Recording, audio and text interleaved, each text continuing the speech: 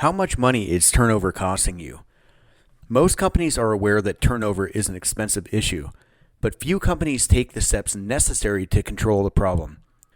According to the DePaul Center for Sales, the average staff turnover rate is between 12 and 18% per year. Employee compensation often represents some of the most expensive costs companies have. Personally, I've spoken with many sales organizations that have an annual turnover rate closer to 50%. I want to walk through an example of the costs associated with employee turnover and provide you with the resources to begin solving the problem. Most conscientious leaders know how often their doors revolve with their sales and customer service teams. It should be monitored and calculated frequently. If you're an HR rep or if you have someone in the office with a PHR certification and a membership to the Society of Human Resource Management, I've placed a link in the YouTube upload to help you calculate your specific employee turnover. Here's a quick example of the most common costs associated with the typical sales position. Of course, this may not be representative of your business, and some of these numbers being used are calculated just for simplicity.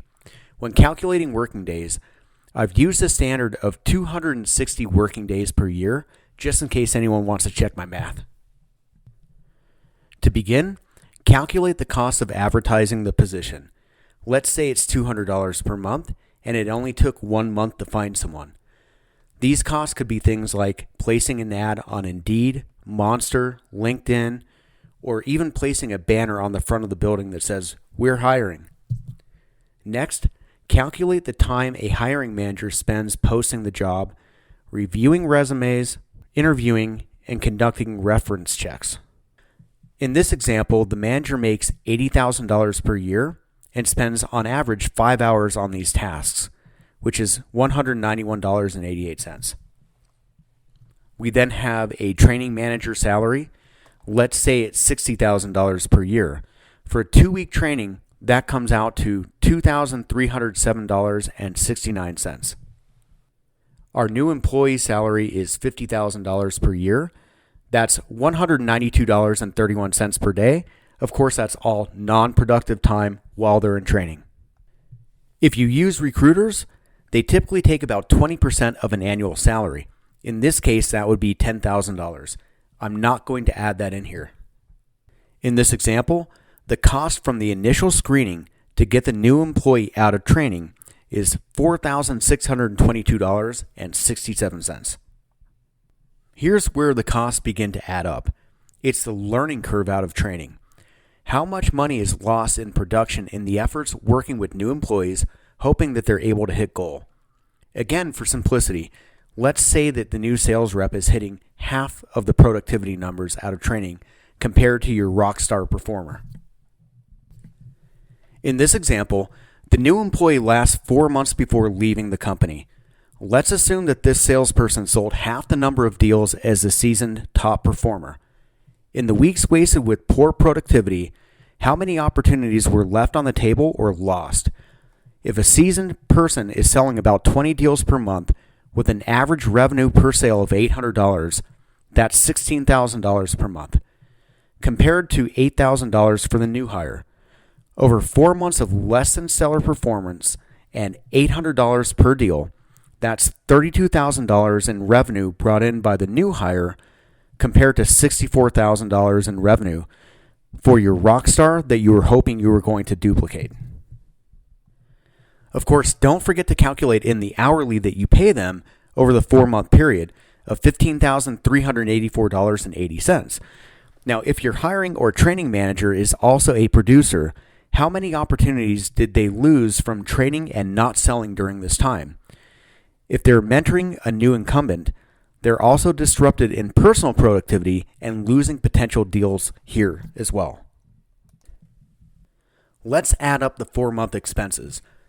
$32,000 in potential lost revenue by missed sales opportunities, $15,384.80 in salary over 4 months, $200 per month in advertising expenses, $191.85 worth of time spent by the hiring manager, $2,307.69 paid to a trainer.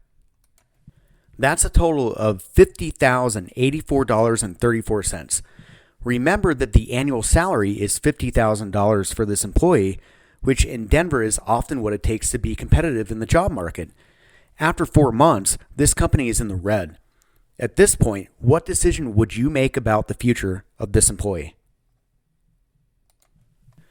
With the proper additions, not changes to your current process, our consulting services and solutions can conservatively increase overall team performance by 20% and decrease turnover by 20%.